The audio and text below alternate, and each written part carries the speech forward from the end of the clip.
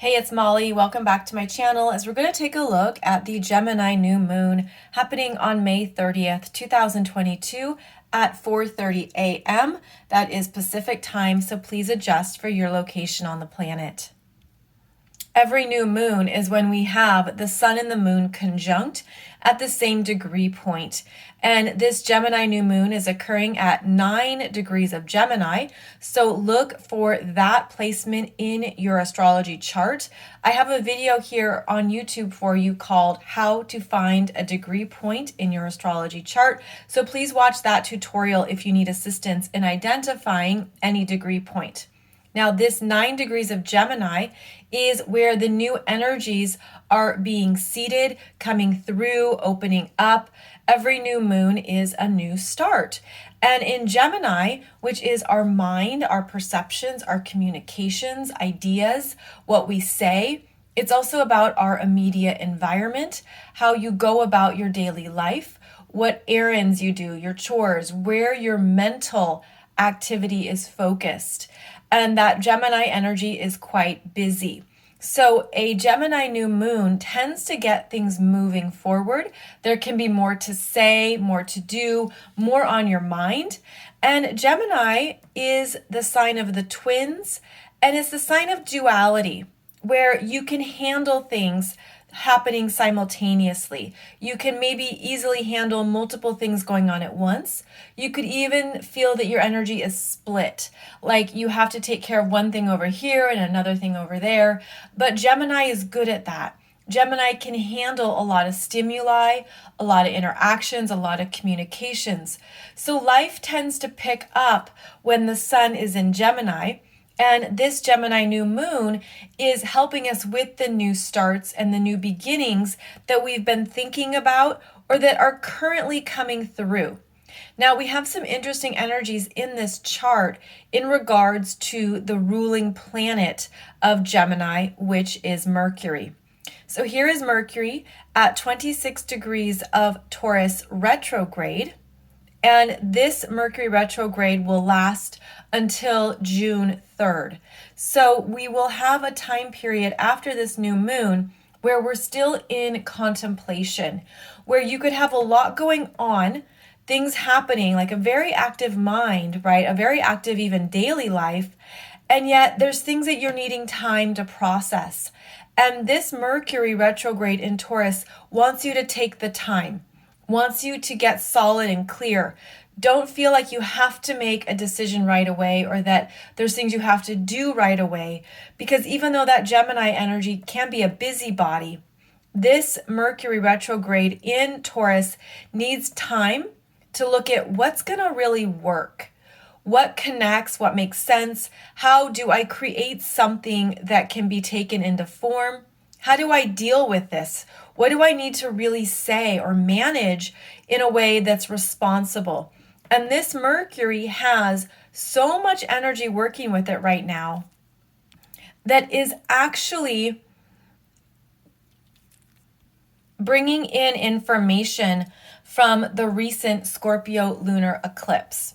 Now, that Scorpio lunar eclipse was at 25 degrees of Scorpio, and then the sun was at 25 degrees of Taurus. Mercury is voyaging back here to 26 degrees.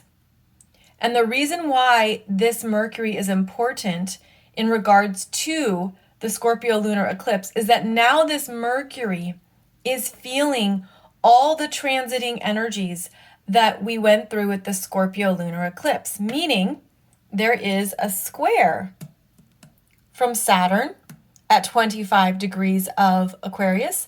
There is a sextile from Neptune at 25 degrees of Pisces, and there is a trine from Pluto at 28 degrees of Capricorn. So you have these three outer planets here interacting with the new moon ruler, Mercury.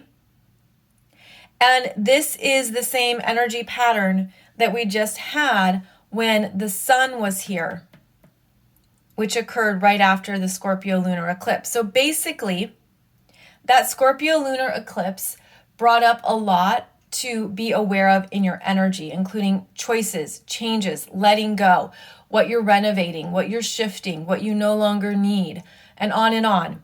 Now Mercury is figuring out the particulars, figuring out next steps, and basically working with the same energy pattern and interacting with these outer planets. So I feel like what the universe is saying is that now our minds are receiving some downloads about what is not needed going forward.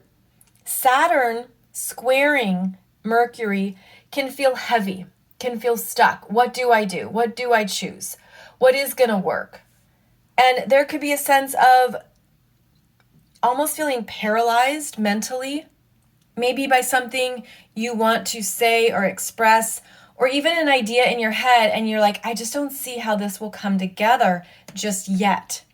But keep in mind that this Mercury energy has support from Neptune, which is your higher self, which is opening you up to a different dimension, like a different realm of possibilities that Saturn doesn't see, because Saturn is the 3D and Neptune is the 5D.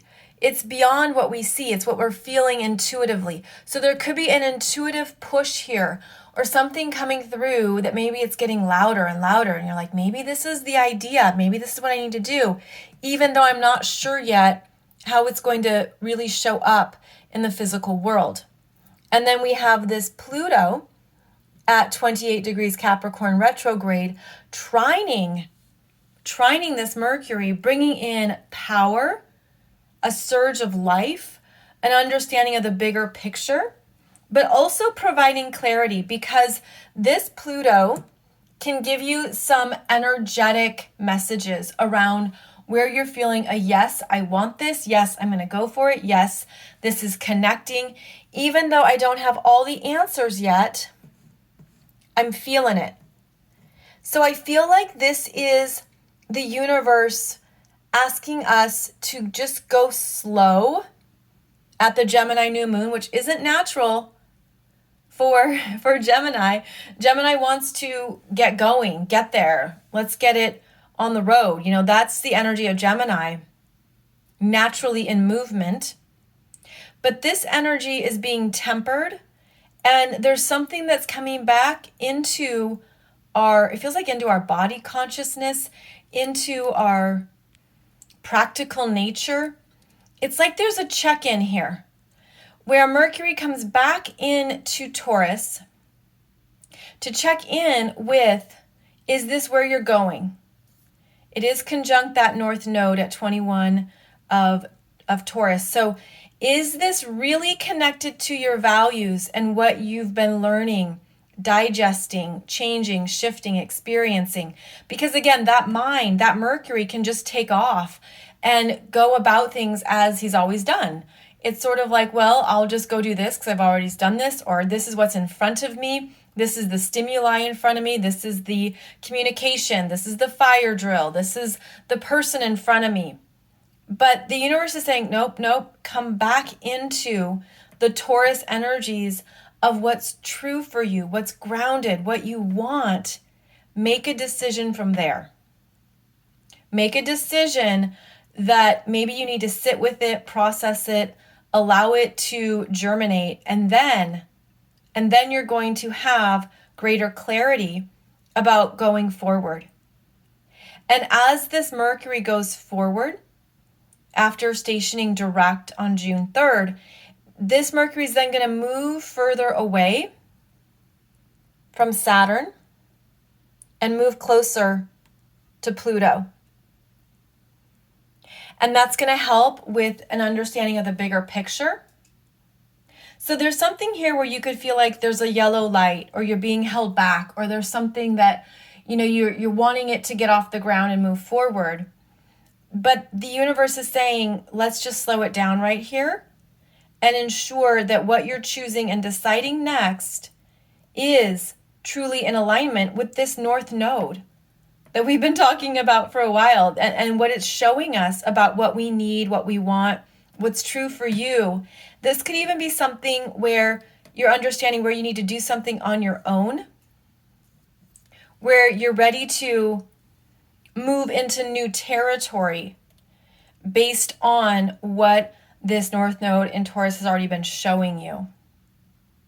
So keep that in mind, because for all the busyness of a Gemini new moon, all the activity, all the communications, everything that can be going on, this is a reflective, intentional pause that is meant to serve us going forward. Now, a few other things to note here about this chart that stood out to me before I talk about the other planets involved is that we have a number of planets right now in their rulership in this chart. So Saturn in Aquarius being the co-ruler, ancient ruler of Aquarius. We have, of course, Neptune in Pisces. We now have Mars in Aries, his home sign, and we have Venus in Taurus, her home sign. So there's energy here that's bringing you into something that maybe feels like it's easier to do. It's in alignment. It's something that's calling to you. There can be more ease and flow when this many planets are in their home signs. It's just this Mercury retrograde. It's the mind. It's interesting. It's almost like, because the mind can run the show so much in our lives and in our world, this is where maybe the mind really needs to be slowing down so that what you're able to choose next and how you're moving forward is truly what you want, and you're not compromising it, you're not diminishing it. There's something about standing in the power of what you're choosing, the power of what is calling to you, and not denying that, not denying whatever that is that might be rising up, because the Pluto also connects to the truth, what you truly want.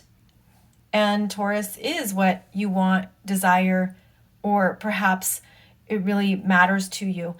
So I feel like there's something here that is ultimately working in our favor. Even if there's something that feels stuck or stagnant, but there's something you're trusting. Anytime these two outer planets, especially Neptune and Pluto, are working with a personal planet, it's a significant shift in what this planet is receiving. It's influential. There's something influential coming through that you're meant to sit with and ensure that you're really in alignment with it, and to know that you can create it. This energy here, you see we have 4 planets in Taurus. Taurus is the first earth sign. It's how we build and create our lives. It's how we establish our energy. And then in Gemini, the energy goes out and interacts with more people, with more in our immediate environment, with more the people that we're communicating with. And there's this energy too here of, again, the busyness, but there's a strong contemplative energy. And oh wait, we're not done yet, because we have these 3 planets in Aries that are also interacting with the Gemini new moon. So Jupiter conjunct Mars, and then Chiron in new degree territory here in Aries, the very middle of Aries. So this Aries energy is powerful for the new beginnings, the new starts. And you can feel this. You could feel like you're ready. I want this. I'm ready to go for it. I'm going to put in what I need to do to make it happen. And it feels like this is inspired energy. It can be impulsive, especially that Mars in Aries. But there's something here. It's interesting because I'm feeling like with both Jupiter and Mars behind Chiron, Chiron is how we've changed. It's what we've changed in our self-identity and what we need and how we identify ourselves, where you've learned more about who you are and perhaps have understood more of where you need to be independent, courageous, do something new and different. And maybe you're looking at, well, can I handle that? Can I do that? Is that true for me? Because Chiron does bring up the questions that we have to be aware of or that we're ready to look at. And those can be insecurities. It can be like, oh, I don't know if I'm ready for this. I don't know if I can do this on my own. I think I need more something. But Chiron in Aries connects you to what you have inside of you. And then this Jupiter and Mars in Aries are reminding you that you can do it. So there's like this strong yes energy. It's like, yes, go for it. Take the next steps, move it ahead. But then there's this very grounded, practical energy of Taurus here that says, but take it step by step. See what has legs. See what can stick. Don't think you have to rush through it. Even though the Gemini New Moon has a lot of ideas or a lot to say. So it's a very interesting mix of energies because our minds can be very active as we're thinking things through, but feeling the need to make moves, to get it going, to get it started. And what I'm feeling around this is it's important to move the thoughts, the concerns, the worries, anxiety, potentials, possibilities, excitement, whatever that might be here with the Gemini energy. Move it out, whether talk it out, share with friends, write it out, do something so that this energy keeps moving. But then give yourself time for what you're deeply understanding. And then also the energy needs to move physically. It also means, I feel like this strong Aries is just trust yourself. Almost like trust yourself, don't overthink it. Don't overthink it because there's something coming through with this influence from the outer planets that you're meant to ground into yourself, connect to, believe that it's possible, that it can be created. These are the earth signs here, so it's about something tangible, real, in physical form, something to create, something that you're looking to change in your life or in your world, especially after that Scorpio lunar eclipse. And this is always a go for it energy with the strong Aries. So it could be confusing because this will depend on how these planets are working with your natal chart. Meaning if you have strong earth in your chart, then you're going to naturally feel a resonance with this stronger Taurus energy. Whereas if you have strong fire in your chart, you're going to feel more of a resonance with the strong Aries energy. And if you have the air in your chart, then you're going to feel that you're tapping into more of that. And we only have one planet in water, which is this Neptune in Pisces. It also feels like whatever is new and coming together, it's a bit like puzzle pieces forming.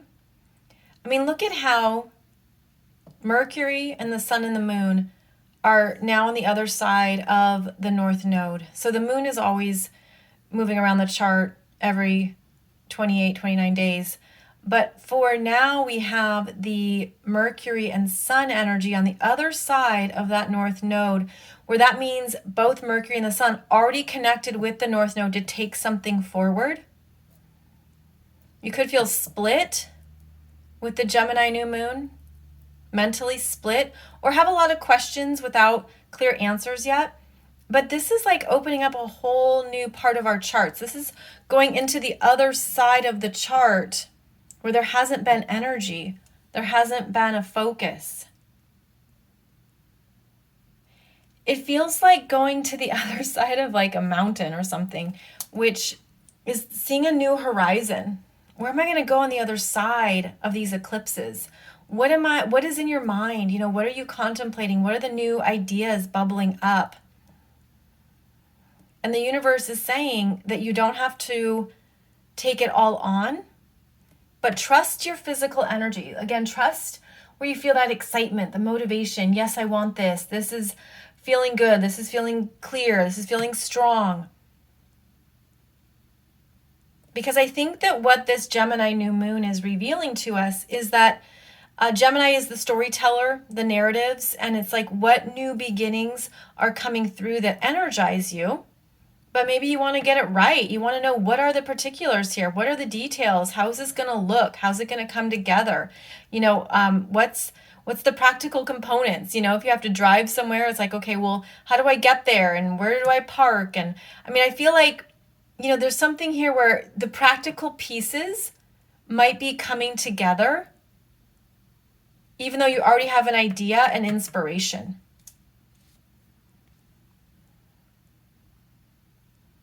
So it's a very interesting Gemini new moon because, again, it has that energy of maybe you're at a yellow light or you're feeling like you're waiting for something. And it's just good to trust that, which this Neptune and Pisces can do.